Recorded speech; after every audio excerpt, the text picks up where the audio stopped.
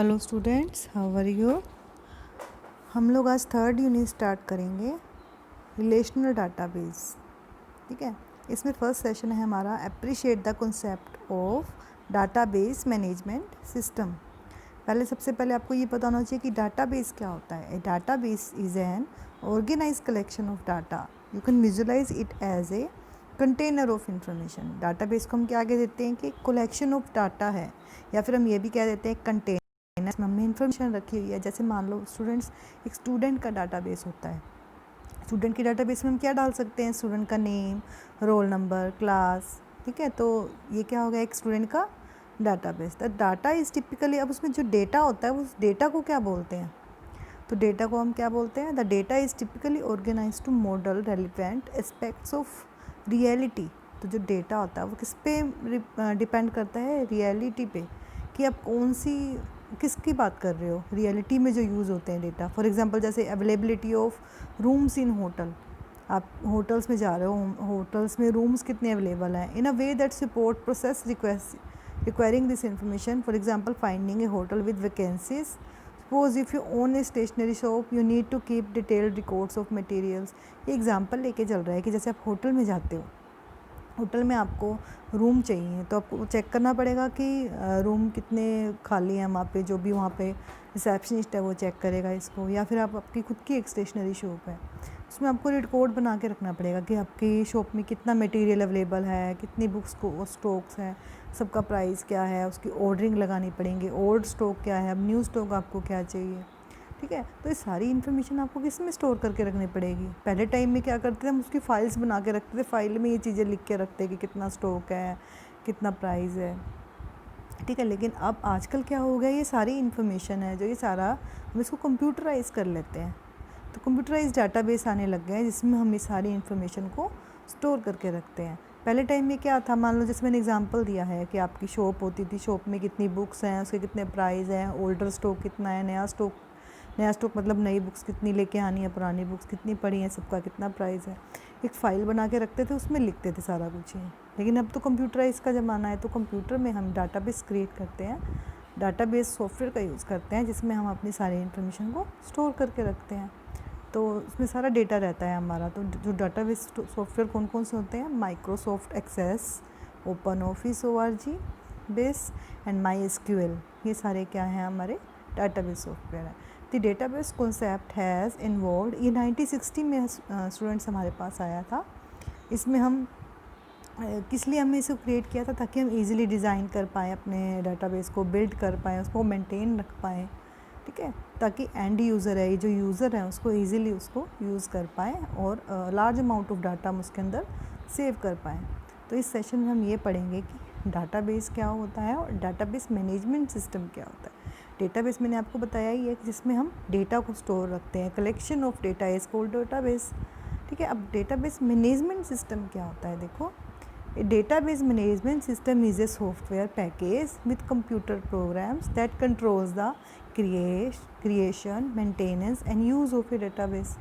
Database क्या है? एक मैनेजमेंट सिस्टम है, एक सॉफ्टवेयर पैकेज है जिसमें हम डेटाबेस को क्रिएट करना, मेंटेन करना और यूज़ करना सीखते हैं। तो it allows organization to conventionally develop database for various application. हम अलग अलग तरीके से डेटाबेस को डिफरेंट एप्लीकेशन का यूज़ करके क्रिएट कर सकते हैं। डेटाबेस को हम क्या बोल देते हैं? अगर हम डेटाबेस की डेफिनेशन की बात करें तो डेटाबेस क्या है? एक integration collection of data records. मतलब कुछ फाइल्स हैं या कुछ इन्फॉर्मेशन है, कुछ डेटा है, उसके रिकॉर्ड्स को या उस फाइल्स के रिकॉर्ड्स को या उस ऑब्जेक्ट्स के रिकॉर्ड्स को हम डेटाबेस बोल देते हैं। जैसे मैंने स्टूडेंट्स का एग्जांपल दिया था आपको। अब DBMS क्या अलाउ करती है? DBMS allow different user application programs to concurrently across the same database. अगर हम DBMS सॉफ्टवेयर का यूज़ करेंगे तो एक टाइम पे मल्टीपल यूज़र एप्लीकेशन उसको यूज़ कर पाएंगे, सेम डेटाबेस को। अब डेटाबेस सॉफ्टवेयर के भी कई हमारे पास नेम हैं, मतलब कई डेटाबेस सॉफ्टवेयर होते हैं हमारे पास, जैसे Oracle, IBM DB2, Microsoft SQL server, Microsoft Access, PostgreSQL, MySQL, FoxPro, SQLite। ये सारे क्या हैं? हमारे DBMS सॉफ्टवेयर हैं। अगर अब हम आगे बात करें, जो हमारा डेटाबेस होता है स्टूडेंट्स, टू टाइप्स में डिवाइड होता है। एक होती है हमारी फ्लैट फाइल, एक हम आती है हमारी रिलेशनल फाइल। फ्लैट फाइल क्या होती है, अगर डाटा को हम सिंगल टेबल में स्टोर करके रखते हैं, एक ही टेबल में, तो उसको हम उसको बोल देते हैं वो फ्लैट फाइल है। उसमें उसकी प्रॉब्लम ये रहती है, उसमें बहुत लेस अमाउंट में डेटा हम स्टोर करके रख पाते हैं। नेक्स्ट है रिलेशनल फाइल। रिलेशनल फाइल क्या होती है, इसमें जो हमारा डेटा स्टोर होता है वो मल्टीपल टेबल्स में होता है। मल्टीपल टेबल मतलब एक से ज़्यादा टेबल्स में स्टोर रहता है, और वो सारी की सारी टेबल आपस में लिंक्ड होती हैं, मतलब उनका कोई कॉमन फील्ड होता है और वो आपस में एक दूसरे से लिंक होती हैं। इसमें हम लार्ज अमाउंट ऑफ में डाटा सेव कर पाते हैं। तो data can be organize into two types, flat file और रिलेशनल फाइल। नेक्स्ट है हमारा डाटाबेस सर्वर। डाटाबेस सर्वर क्या होता है, देखो database server are dedicated computers that hold the actual databases and run only the DBMS and related software. जो database server क्या होता है, ये कंप्यूटर्स में ही लगा लो, एक तरह से कंप्यूटर ही होता है जो सारा का सारा जो डाटाबेस है उसको होल्ड करके रखता है। And run only the DBMS and related software, और किस पे काम करता है, या सिर्फ DBMS सॉफ्टवेयर होता है जो उसी पे ही काम करता है। मतलब जितने भी हमारे DBMS सॉफ्टवेयर होते हैं उनको सारों को मैनेज करके चलता है, उनका सारा जो डाटा मेन होता है होल्ड करके रखता है डाटाबेस सर्वर। सर्वर क्या करता है स्टूडेंट, सभी क्लाइंट को जो क्या करता है, हैंडल करता है ना। जैसे बहुत सारे क्लाइंट हैं और एक कंप्यूटर है वो सर्वर है, सर्वर जो है सभी क्लाइंट्स को मैनेज करके रखता है। उसी तरह से ही जो डाटाबेस सर्वर होता है, जो डाटाबेस सॉफ्टवेयर होता है ना, वो हमारे सारे के सारे DBMS को स्टोर करके रखता है।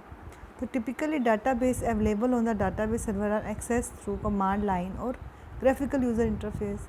अगर हम डाटाबेस की बात करें तो डाटाबेस सर्वर पे डाटाबेस हम अलग अलग इंफॉर्मेशन के थ्रू, अलग अलग यूज़र इंटरफेस के थ्रू एक्सेस कर सकते हैं, जैसे कमांड लाइन के थ्रू और ग्राफिकल यूज़र इंटरफेस के थ्रू। ये क्या होते हैं स्टूडेंट्स हमारे, ये हमारे फ्रंट एंड होते हैं। फ्रंट एंड मतलब कि हमें बाहर से जो दिखते हैं, जो स्क्रीन दिखती है, जो बाहर से चीज़ें हमें व्यू हो रही हैं, वो हमारी फ्रंट एंड होती हैं। और जो डाटाबेस सर्वर होता है वो बैक एंड होता है।